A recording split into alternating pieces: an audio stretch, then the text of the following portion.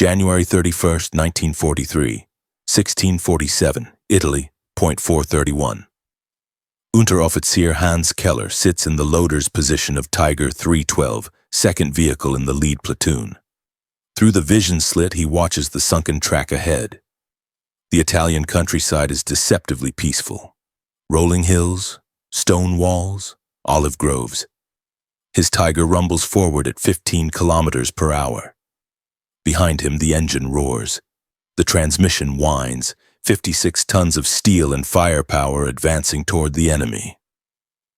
The crew has been at this for hours. Mines cleared personally by Leutnant Weber, 2 Tigers already hit, their guns damaged but crews alive. The armor held, it always holds. Keller loads another round into the 8.8 mm gun. The shell weighs 23 kilograms. He's loaded hundreds today. His shoulders ache, but the routine is automatic. The radio crackles. Orders to advance through the cleared minefield. Pionniers have done their job. The road ahead is safe. The Tiger passes through the barrier, 50 meters, 100, 150. The terrain doesn't allow leaving the road. Stone walls on both sides. The column must stay on the track. Keller watches the commander scan through his periscope. The gunner adjusts his sight. The driver maintains speed. They're advancing well. Then the world explodes. Not from ahead, from the left. The sound comes first, a sharp crack that punches through the armor plate like a hammer striking an anvil.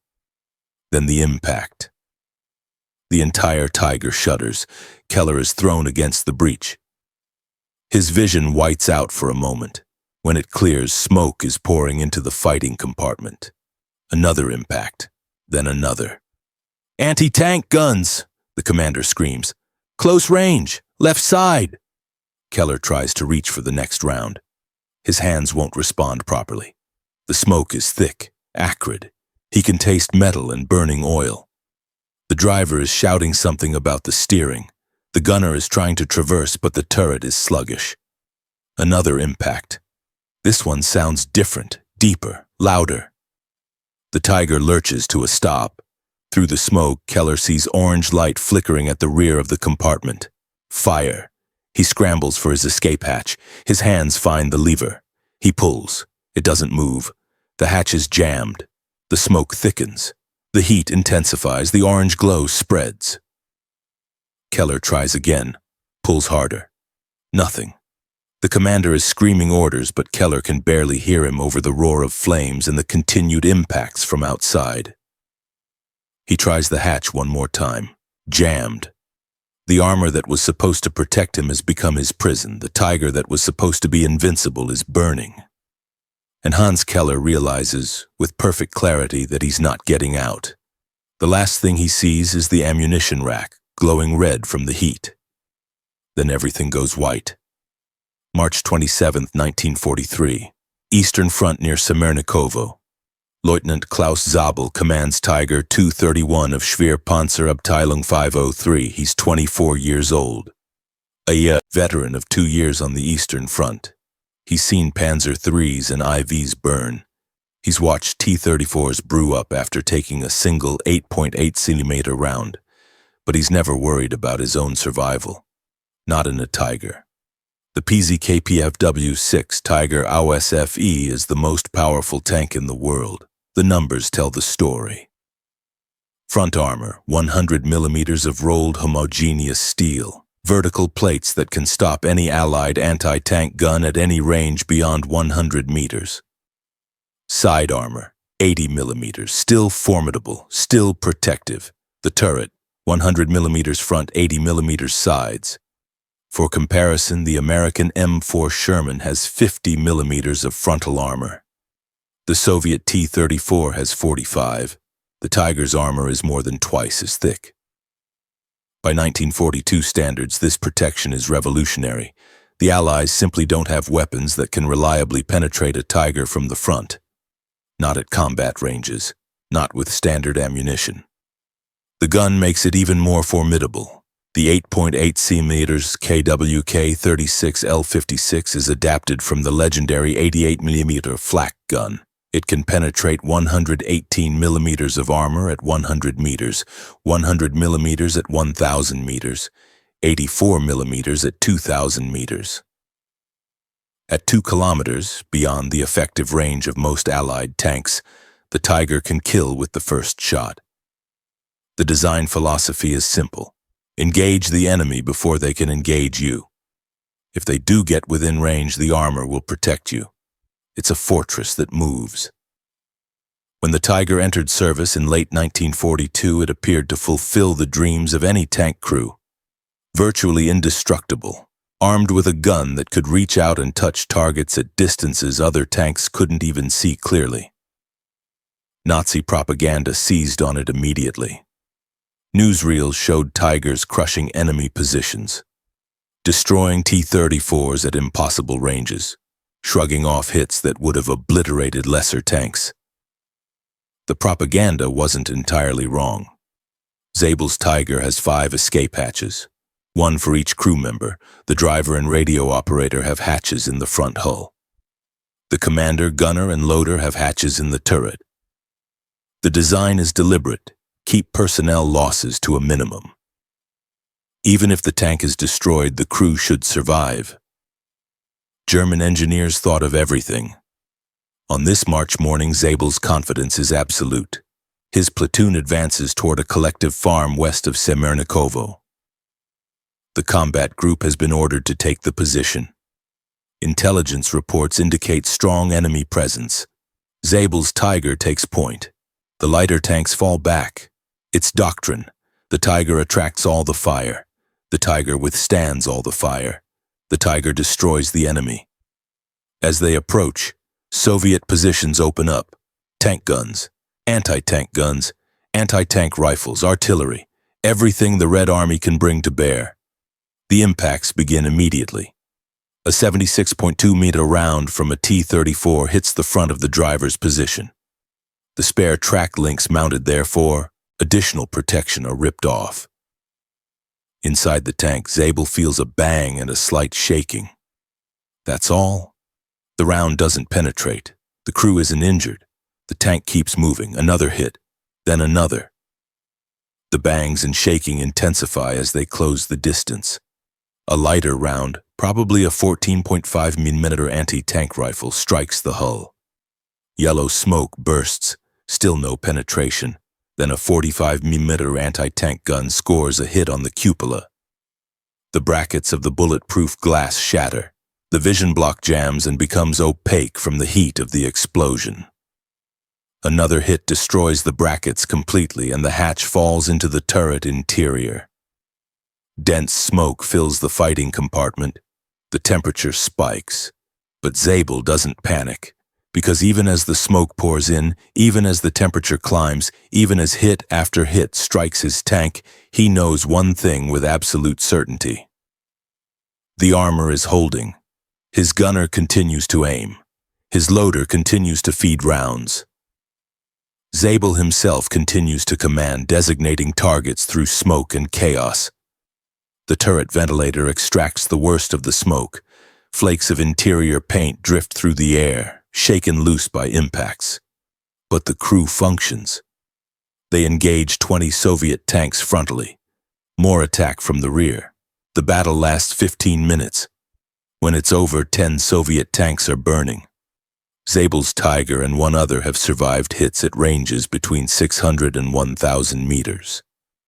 The armor protection withstood attacks from all angles. Not a single penetration was achieved. The after-action report will note, while the hits struck the armor, the commander, gunner, and loader could designate, aim, and fire at targets unchallenged. 2 Tigers, 10 kills, 15 minutes. Later, when the tank is inspected, the crew will count the impacts.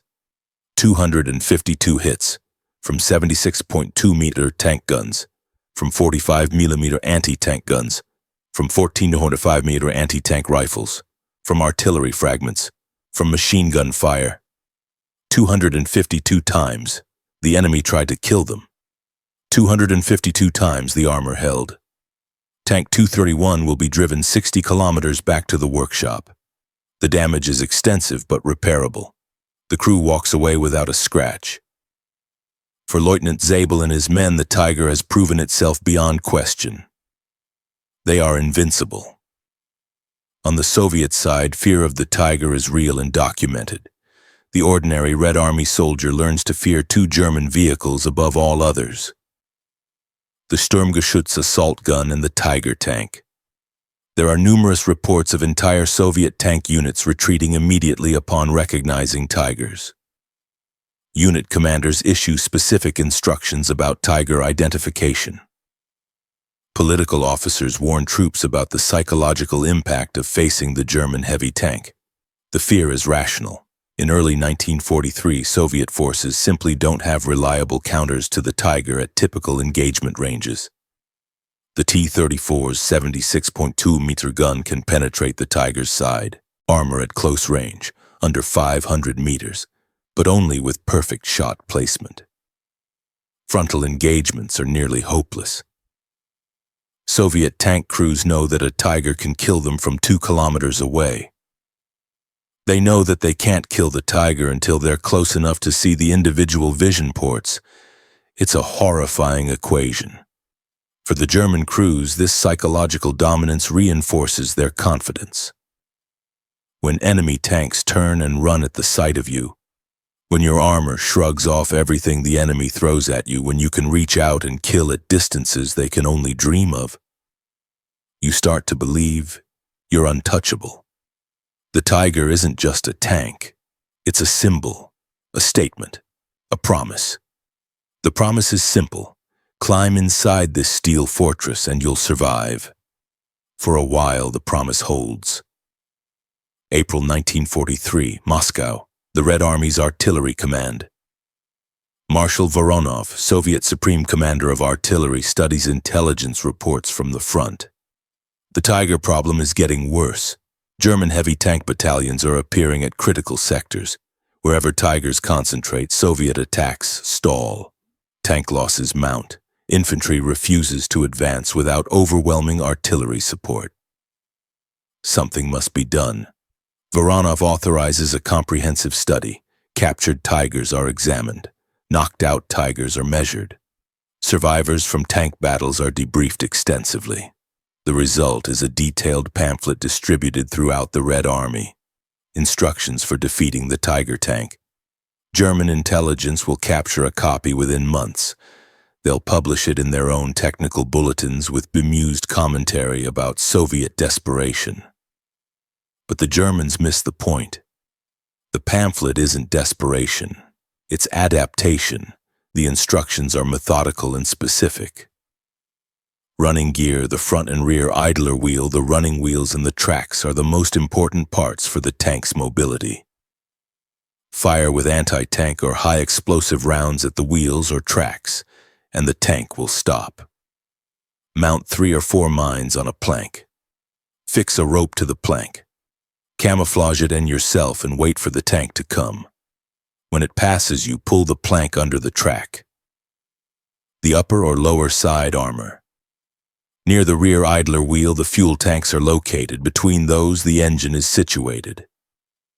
Fire with 76 muits, 57 meters and 45-meter anti-tank gun at the lower side armor plate with either anti-tank or high-explosive round. The tank will catch fire and will blow up.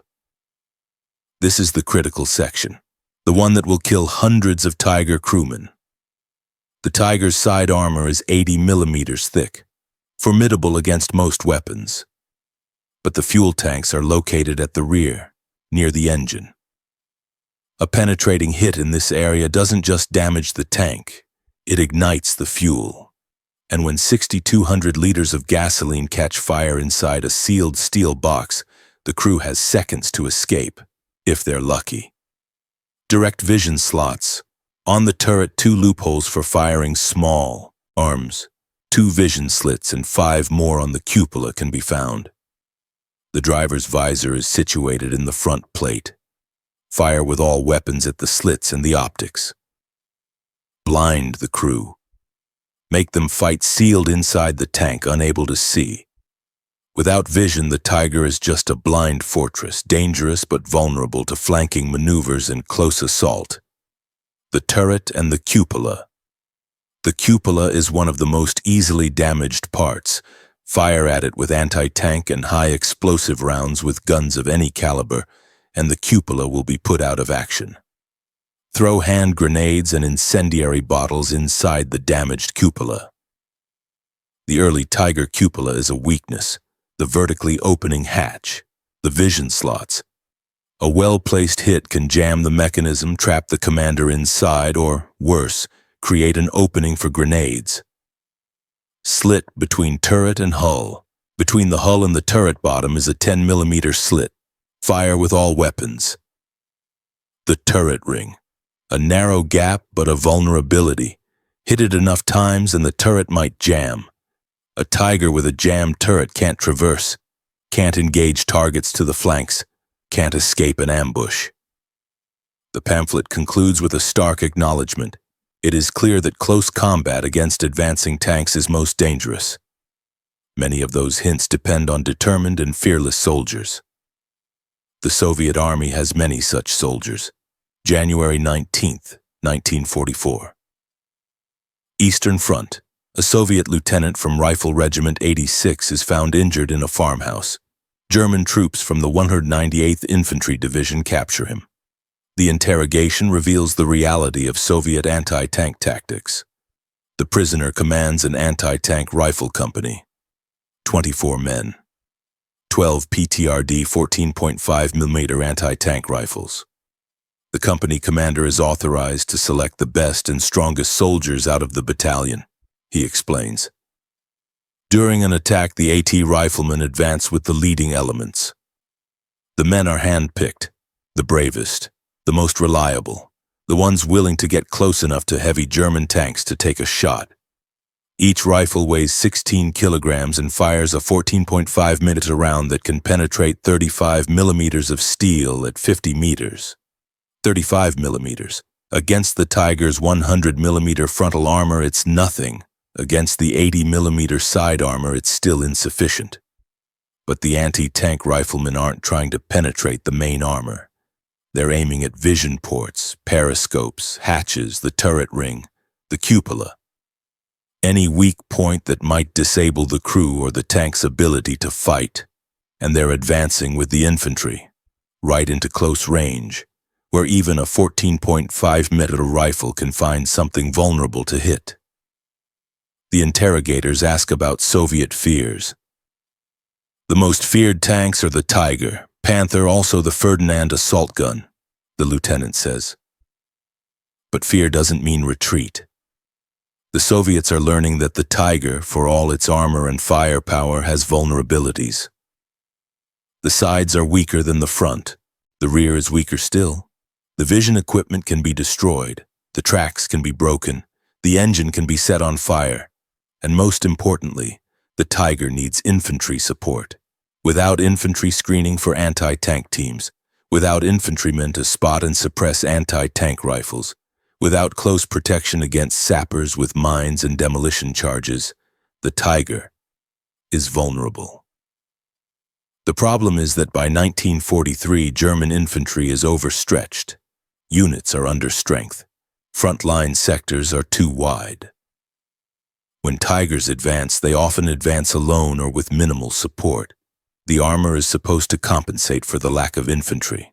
Sometimes it does. Sometimes it doesn't. A German after-action report from late 1944 notes the problem explicitly.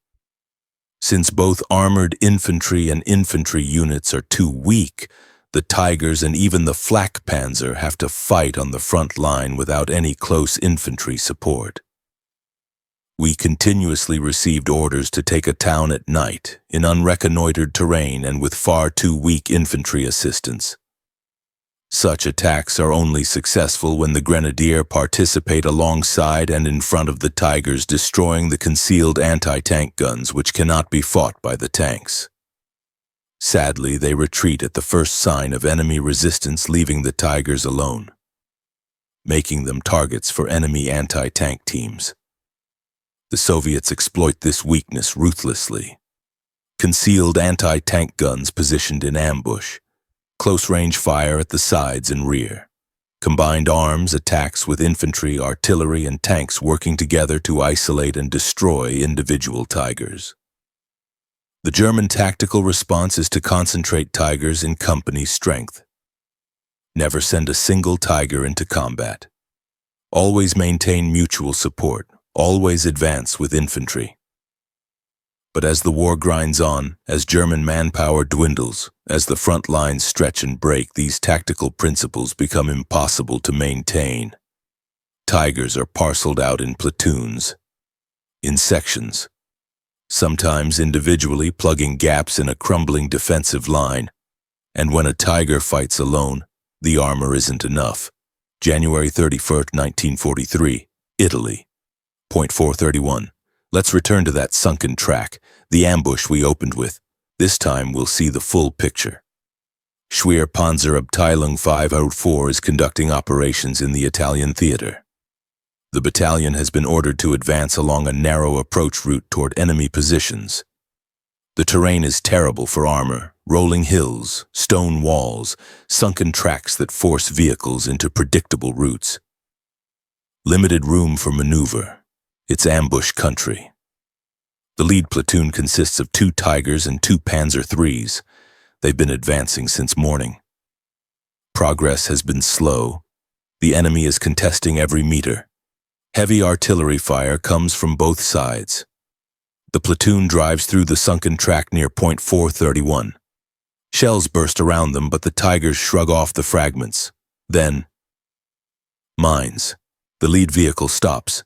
Engineers are called forward.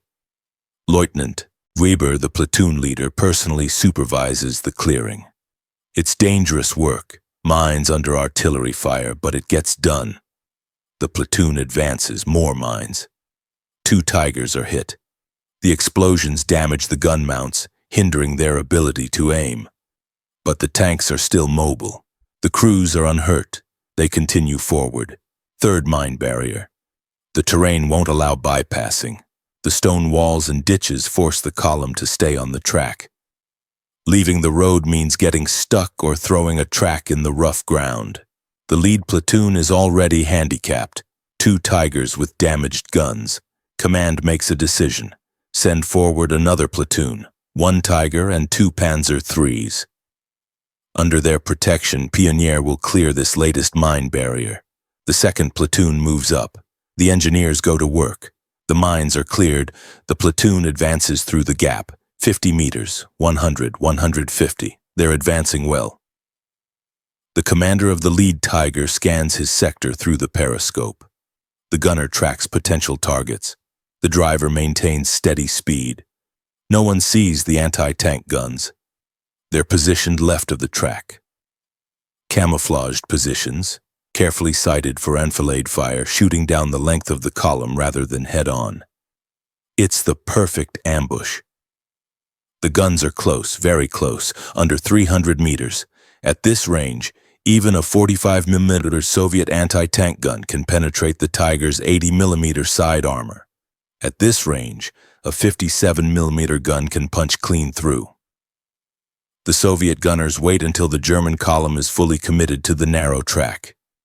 Wait until there's no room to maneuver. Wait until the killing zone is full.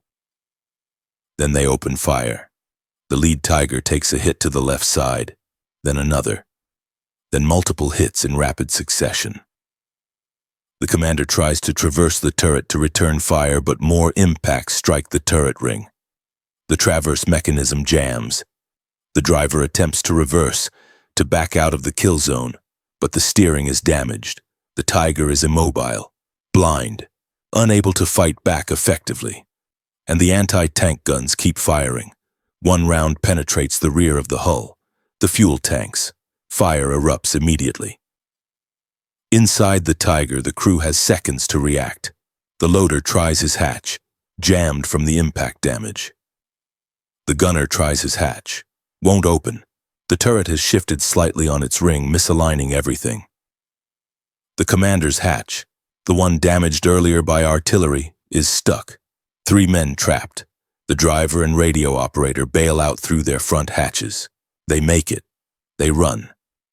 The 3 men in the turret are not seen again. The Tiger burned fiercely from the moment it was hit. Behind the lead Tiger, the second Tiger of the platoon is also engaged. Multiple hits. The crew manages to evacuate, but the tank is knocked out. The 2 Panzer IIIs, more lightly armored than the Tigers, are destroyed almost instantly. Burning wrecks on the narrow track. 4 PZK-PAW the thirds, 2 Tigers, all knocked out within minutes.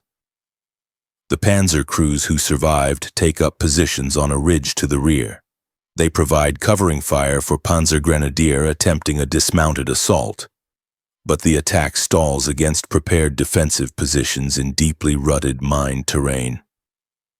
Italian artillery tries to provide support but can't get communications working. The German forces are stuck.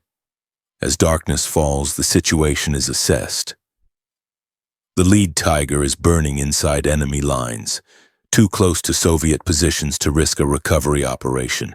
If left intact overnight, Soviet forces will capture it, examine it, learn from it. The decision is made. Destroy it.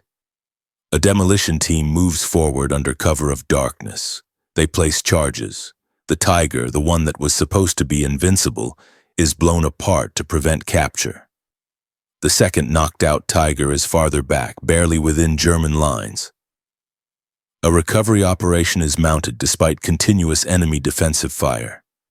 2 SDKF's 9 heavy half-tracks manage to tow it out, but the lead Tiger is gone. More importantly, so is its crew. The after-action report lists the casualties. 1 officer, 3 NCOs, and 8 men were missing from the crews of the knocked-out Panzers. They were either killed from the hits and the resulting fires in the Panzers or were captured by the enemy after they bailed out. 12 men, 1 ambush, a few minutes. The armor they trusted became their tomb. March 1943, Eastern Front near Semernikovo. We've already met Leutnant Zabel and his Tiger 231. We've already heard about the 252 hits his tank absorbed. What we haven't described is what it felt like inside. The combat starts with the first impact.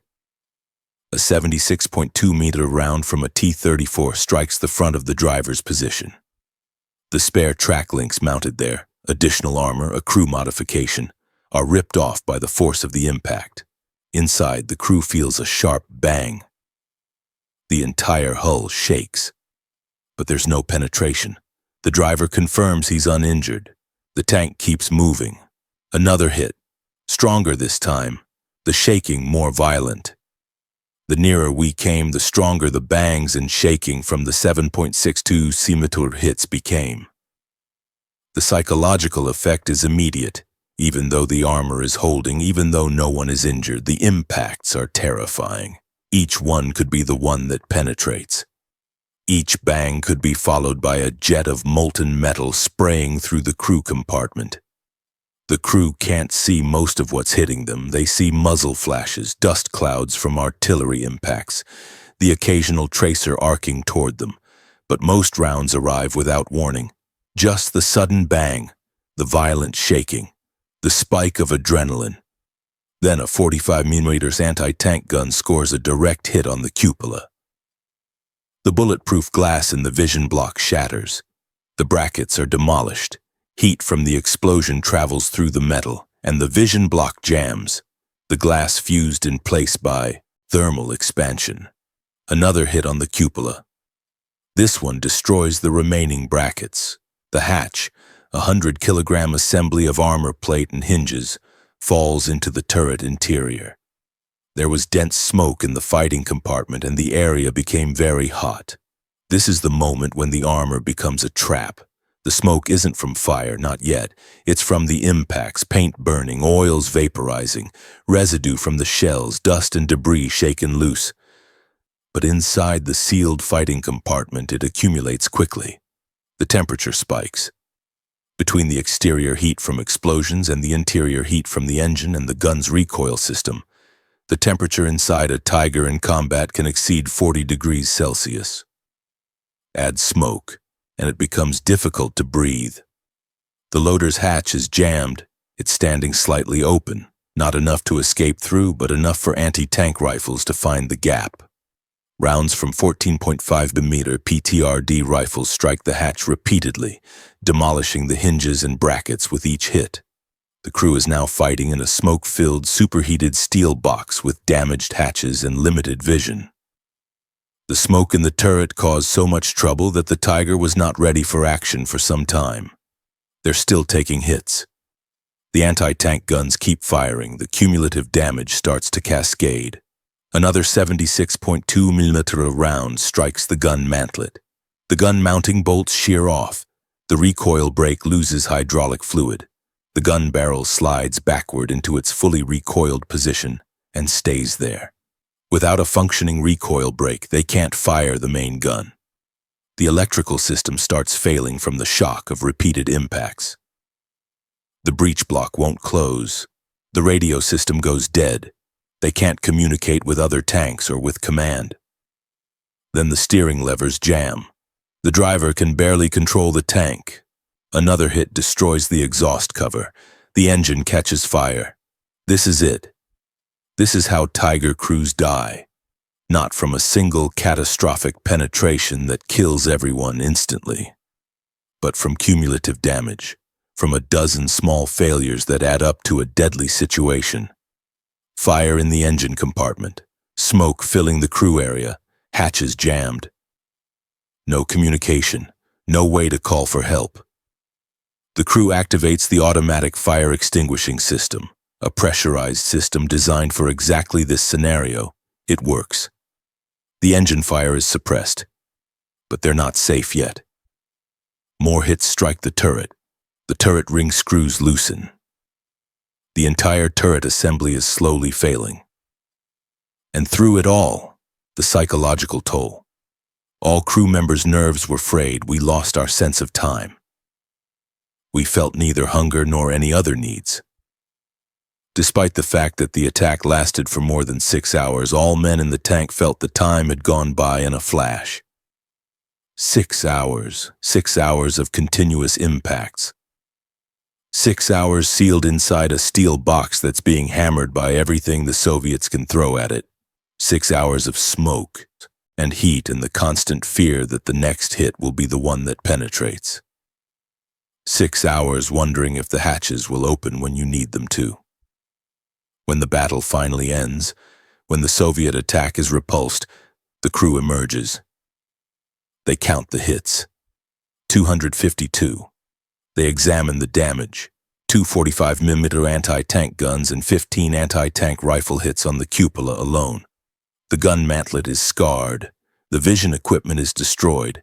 The hatches are damaged. The exhaust system is wrecked. But they're alive.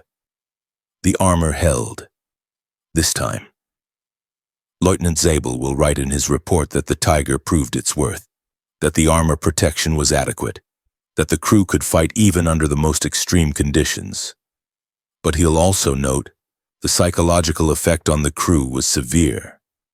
Because even when the armor holds, even when you survive, the experience of being trapped inside a Tiger under sustained fire leaves scars that don't show on after-action reports. You learn that the armor, for all its thickness, is not invincible. You learn that even if it doesn't penetrate, even if you survive, 6 hours sealed inside a metal box being hammered by high explosive rounds will break something inside you. And you learn that the hatches, those 5 escape routes that are supposed to keep personnel losses to a minimum, can jam. When they jam, the fortress becomes a tomb. There are multiple ways for a Tiger crew to die. Penetration is the most straightforward. A round that defeats the armor, enters the crew compartment and kills directly. Kinetic energy, spalling, and the pressure wave from the impact can kill or incapacitate everyone inside instantly. At close range, under 500 meters, Soviet 76.2mm guns can penetrate the Tiger's side armor. At under 200 meters, they can sometimes penetrate the front, especially with improved ammunition types introduced from 1943 onward. American 76mm guns on late-model Shermans can penetrate the Tiger's sides at ranges up to 1,800 meters with armor-piercing rounds. The Soviet 57mm anti-tank gun can penetrate the sides at 500 meters. The British 17-pounder can penetrate the front at 1,000 meters. These are the ranges where the armor fails, where the protection that crews rely on proves insufficient. But penetration isn't the most common way Tiger crews die. Fire is. The Tiger carries 6,200 liters of fuel in 6 tanks located at the rear of the hull near the idler wheels. The fuel tanks are separated from the engine by a firewall, but they're still vulnerable to hits that penetrate the rear or lower side armor. When a round penetrates and ignites the fuel, the results are catastrophic. Gasoline burns at temperatures exceeding 800 degrees Celsius. Inside the sealed crew compartment, the fire consumes all available oxygen within seconds. Crew members who don't immediately evacuate face a choice: suffocate from smoke inhalation or burn.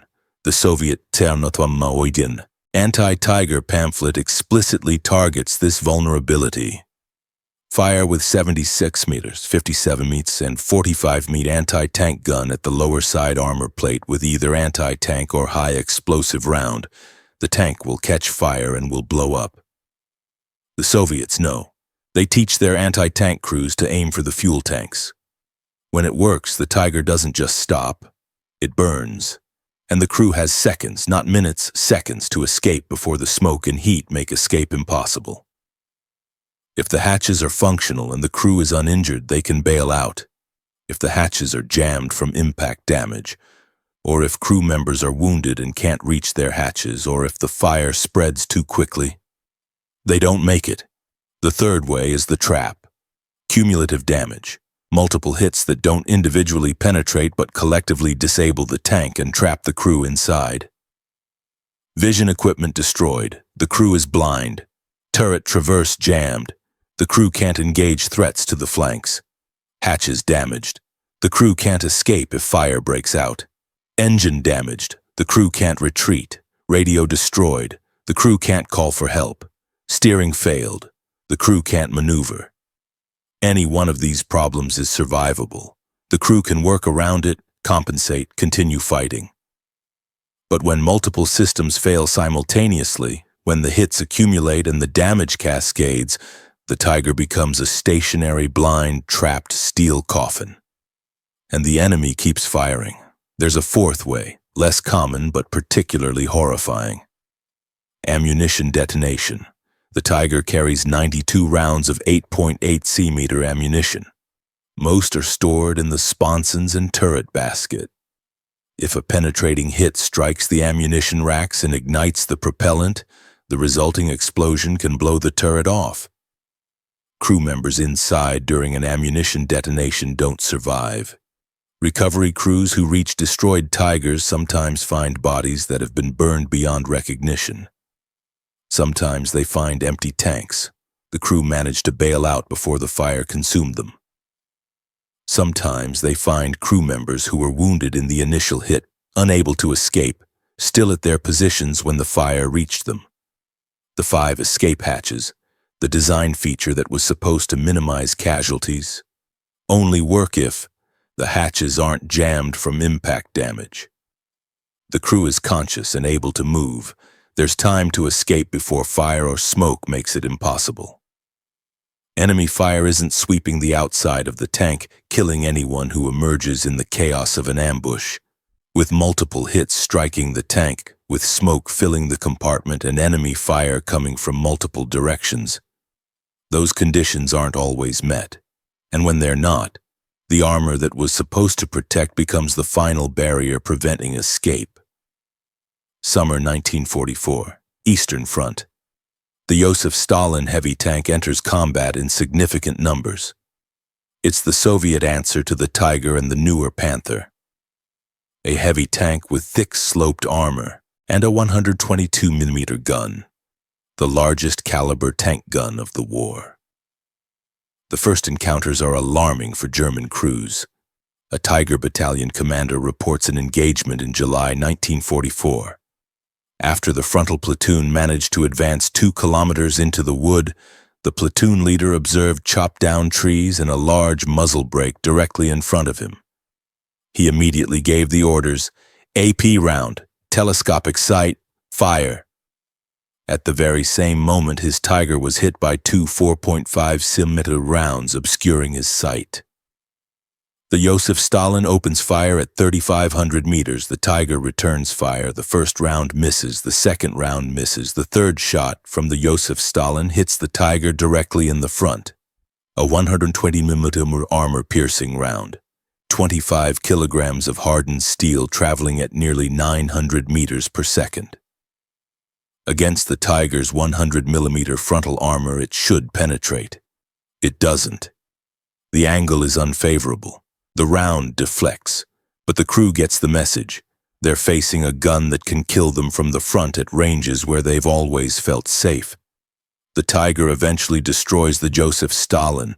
A round through the gun barrel disables it. Then a second Tiger hits it below the turret, penetrating and igniting the ammunition.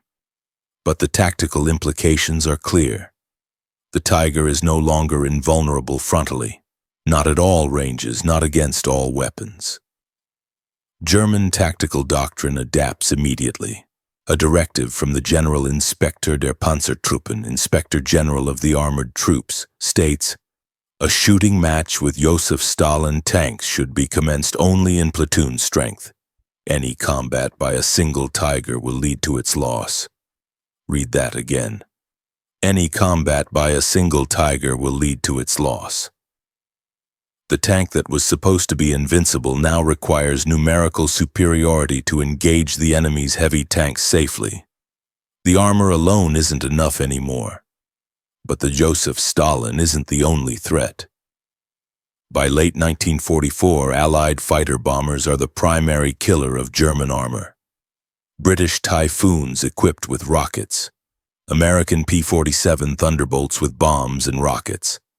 Soviet IL-2 Sturmovix with anti-tank cannons and cluster munitions. They attack at low level, 400 to 600 meters altitude, opening fire from 1,000 meters range. The Tiger's top armor is 28 millimeters. Adequate against artillery fragments. Inadequate against dedicated anti-tank weapons attacking from above. A German technical bulletin from late 1944 describes the threat. The rocket has, due to high velocity, a great penetration power. Thanks to its flat trajectory, it has a high accuracy.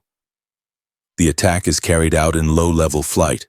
The fire will be opened from ranges of 600 to 1,000 meters from the target. Tiger crews receive defensive instructions. Camouflage until completely hidden. Concentrated defensive fire with all weapons. The problem is that a Tiger moving in open terrain can be spotted from kilometers away. The dust plume from its tracks, the distinctive profile, the size. And when the fighter bombers come, there's no armor thick enough to protect from a direct hit to the engine deck or turret roof. Surviving crew members from units that faced sustained air attack describe it as more psychologically damaging than tank combat. At least against other tanks, you can fight back. Against aircraft, you're helpless. You can only hide and hope. The third threat is the most basic. Mines. August 18, 1943. Eastern Front of the 3rd Panzer Regiment. Grossdeutschland is advancing towards Soviet positions. The Tigers reach their jump-off positions for the attack. 8 Tigers run over mines. Not individually, not spread out over the advance. 8 Tigers. Simultaneously, in the space of minutes. The mines are a Soviet innovation, captured German wooden box mines already difficult to detect, with 1 or 2 210mm artillery shells placed underneath to boost the explosive effect. A standard box mine causes marginal damage to a Tiger, might throw a track, might damage road wheels, usually repairable in the field. A box mine reinforced with 210mm shells causes catastrophic damage. 3 Tigers suffer slight damage and are quickly recovered. 5 Tigers suffer severe damage to their suspensions, transmissions, or hull integrity. 8 Tigers. 1 minefield. The attack stalls before it begins. Mines don't need to penetrate the armor, they don't need to kill the crew directly, they just need to immobilize the tank. An immobilized Tiger becomes a stationary target, and a stationary target, no matter how thick its armor, can eventually be destroyed by concentrated fire. The after-action report notes casualties: 1 man wounded, material losses, 8 Tigers disabled by mines. The mission failed. The Soviets are learning that they don't need to penetrate the Tiger's armor to defeat it. They just need to stop it, strip away its mobility, force it to fight from a static position without infantry support, then hit it from the flanks, or the rear, or from above, or just bypass it and leave it isolated. The armor that made the Tiger so formidable in 1943 becomes a liability in 1944. Because the thicker the armor, the heavier the tank. The heavier the tank, the more mechanical problems. The more breakdowns. The more Tigers stuck in mud or broken down from transmission failure or abandoned when the recovery vehicles can't reach them. An internal report from Schwer Panzerabteilung 502 in late 1944 describes the situation. The first withdrawal of the main line of resistance required moving the workshop 45 kilometers.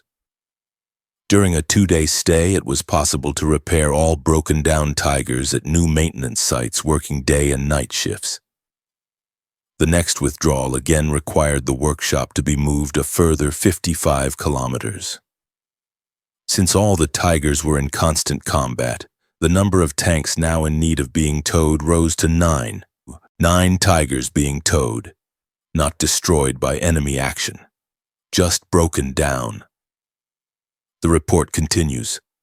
Some of the tanks were hauled over a distance of more than 100 kilometers. The already damaged running gear suffered even worse damage. Recovery vehicles themselves are breaking down from the strain. One loses its engine. Others suffer damage to suspension, towing equipment, or transmissions. The battalion starts with 8 SDKF-Z9 heavy half-tracks capable of towing Tigers. After sustained operations, only 7 remain functional, and they're worn out from covering 750 kilometers of towing missions. The armor can't protect against this. The fortress becomes a burden. Feldwebel Alfred Rubel, Schwer Panzerabteilung 503, writes about his time in Kharkov before Operation Citadel. It's March 1943. The battalion is stationed in the city for an unusually long time, rare for motorized units constantly being sent from crisis to crisis. Rubel's crew is quartered in a house with a Russian family. It's awkward at first. The family isn't happy about German tankers occupying their home. But over days, then weeks, something unexpected happens. The family warms to them. The daughter, Ludmila, speaks German. She's educated, cultured. Her family has books, German classics, Russian classics. Rubel falls in love. For the first time in my life, I was so in love that it actually consumed the substance of my very existence. He's a Tiger commander, a veteran, a professional soldier. And he's thinking about desertion, about abandoning his post and staying with this Russian girl in an occupied city. The crew shares their rations. Ludmila's family cooks for them. They attend a sports festival together. They go to the theater. For a few weeks, the war feels distant. Then the orders come. Operation Citadel. Initial attack positions near Belgorod. Rubel writes, I had left my commander's post in the tank and given it over to the gunner. I was then hunched over on the rear of the tank as we were chugging our way to the front, and I was overcome with sadness. This is what the statistics don't capture. The Tiger crew isn't just a collection of 5 men operating a machine. They're human beings with families, lovers, hopes, fears. And they're climbing into a steel box that might become their tomb. Rubel manages one final visit to Ludmila before the front collapses.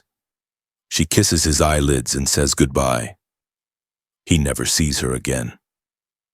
Decades later, married for 54 years, he still carries that memory.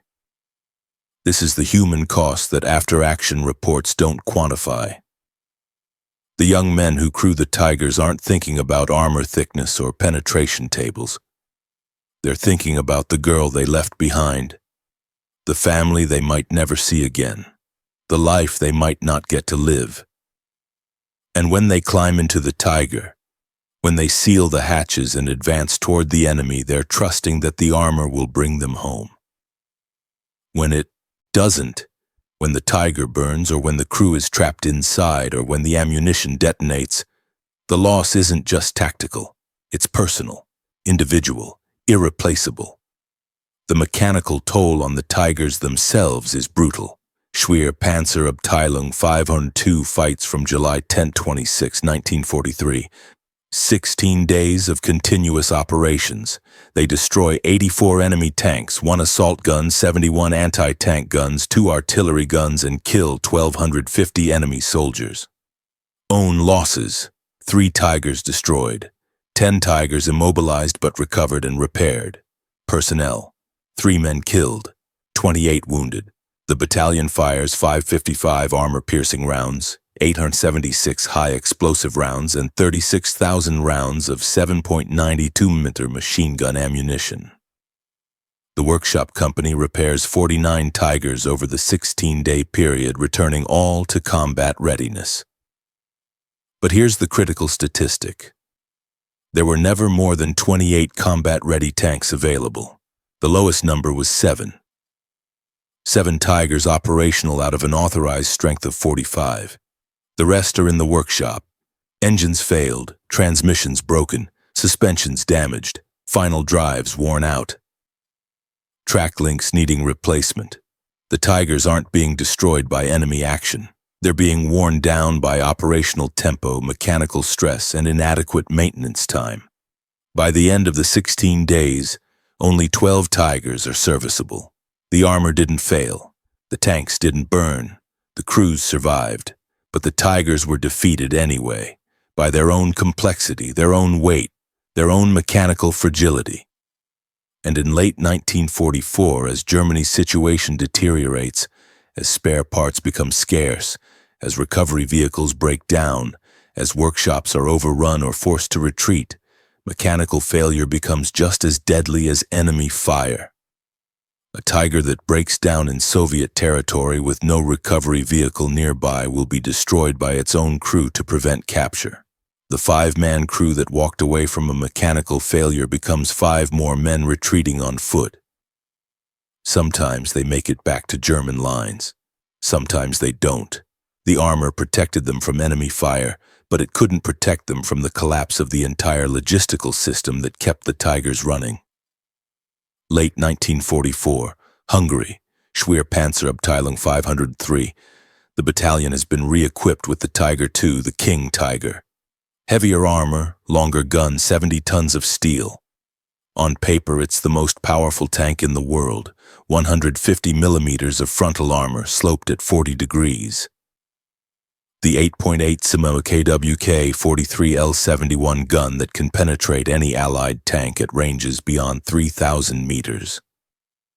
It should be invincible.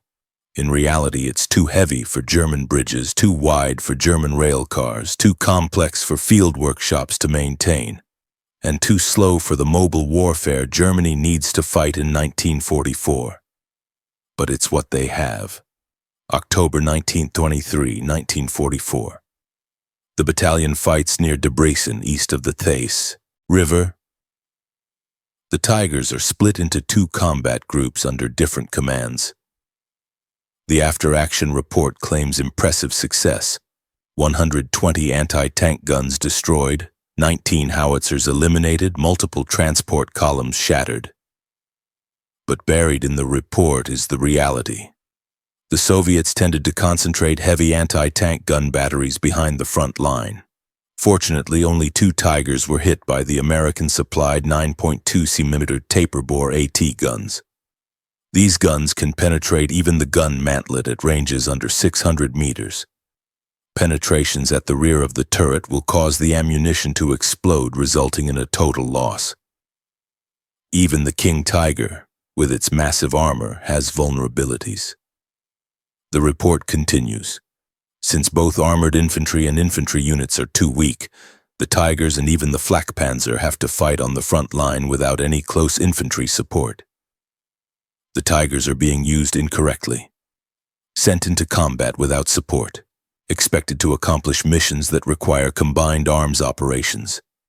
And they're dying, not always from enemy fire, sometimes from isolation, from being surrounded, from running out of fuel, from mechanical breakdown with no recovery possible. The commander concludes, "In summary, it can be stated that the Tiger B has proven itself in every aspect, making it a formidable weapon feared by the enemy. The Tiger unit, put into combat in numbers and used in a tactically correct way, will always bring a resounding success. However, most superior authorities will not listen to the technical and tactical needs of a Tigerabteilung." Translation: the Tiger is still an excellent weapon, but we're not using it correctly. We're scattering the units, sending them into impossible situations, ignoring doctrine, and men are dying because of it. By early 1945, Tiger battalions are shadows of their authorized strength. Units that should have 45 tanks have 12, or 8, or 4. The rest are destroyed, broken down, abandoned, or scattered across a front that's collapsing. Individual Tigers are sent to plug gaps in defensive lines. A single tank, a 5-man crew. Orders to hold a crossroads or cover a retreat or stop a Soviet breakthrough. The armor is still thick, the guns still deadly, the crew still professional. But a single Tiger can't stop an army. And when the Soviets come with combined arms, with artillery support, with air superiority, with tanks and infantry and overwhelming numbers, the lone Tiger becomes an island. Eventually it's destroyed, or it runs out of ammunition, or it breaks down, or the crew realizes they're about to be surrounded and they retreat. The fortress becomes a liability. Because you can't retreat quickly in a 70-ton tank, you can't hide it. You can't disguise it. When the lines collapse, the Tigers are often abandoned, destroyed by their own crews, blown up to prevent capture. The crews that walked away from functional tanks now retreat on foot, hoping to reach German lines before Soviet forces catch them. The armor protected them from enemy fire, but it couldn't save them from strategic collapse. May 1945. Germany. The war ends. The Tigers that haven't been destroyed are captured or abandoned. Soviet, American, and British forces examine the wrecks. Test fire captured examples. Evaluate the armor. Study the design. Their conclusion: impressive engineering, formidable armor, excellent gun. But too heavy, too complex, too difficult to maintain under field conditions. The Tiger was a fortress that moved, but fortresses aren't built to move, and when you try to make them mobile, you create vulnerabilities that no amount of armor can compensate for. The production numbers tell part of the story. 1347 Tiger AUSF-E produced from 1942-1944. 489 Tiger AUSF-B produced from 1944-1945, approximately 1,136 total Tigers of all variants. For comparison, the Soviets produced 57,000 T-34s. The Americans produced 49,000 Shermans. Even if every Tiger had been invincible, which they weren't, the numbers were never going to work. But the numbers aren't what this story is about. This story is about the crews. The men who climbed into those Tigers believing they were protected, believing the armor would bring them home, trusting in German engineering and the promise of invincibility. And for many of them, that promise held.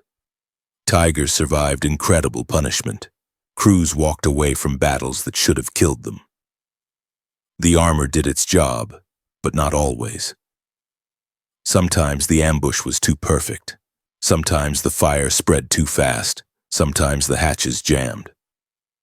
Sometimes the crew was wounded and couldn't escape. Sometimes the ammunition detonated. And when those things happened, the armor that was supposed to protect became the final barrier between the crew and survival. The 5 escape hatches, carefully designed, precisely engineered, became 5 sealed exits from a burning steel coffin. German records don't give us a precise count of Tiger crew casualties. Units reported tanks lost, but crew losses were often recorded separately or not at all. Men listed as missing might have been killed, captured, or simply separated from their units in the chaos of retreat. But we have fragments, pieces of the story. January 31, 1943, Italy. 431. 1 officer, 3 NCOs, 8 men missing, likely killed in burning Tigers or captured after bailing out. October 1944, Hungary. Fortunately, only 2 Tigers were hit, but the word fortunately implies others weren't so lucky. Hundreds of after-action reports mention Tigers knocked out, destroyed, or abandoned. Each one had a crew. Each crew had 5 men. Men with names, families, hopes. Not all of them made it out. The survivor accounts are haunting. Men who escaped burning Tigers never forgot it. The smell of smoke and burning oil, the heat, the desperate scramble for a hatch that might be jammed. The comrades who didn't make it out. Some survivors refused to crew tanks again. The psychological trauma was too severe. Others returned to duty because they had no choice. But they were never the same. The Tiger was supposed to be a fortress, but fortresses are built to keep people safe. And fortresses don't move, don't break down, don't catch fire, don't trap their defenders inside. The Tiger was many things. An engineering marvel, a formidable weapon, a symbol of German armored might. But for some crews, the ones who died inside when the fuel tanks ignited, or when the ammunition detonated, or when the hatches wouldn't open, the Tiger was something else entirely.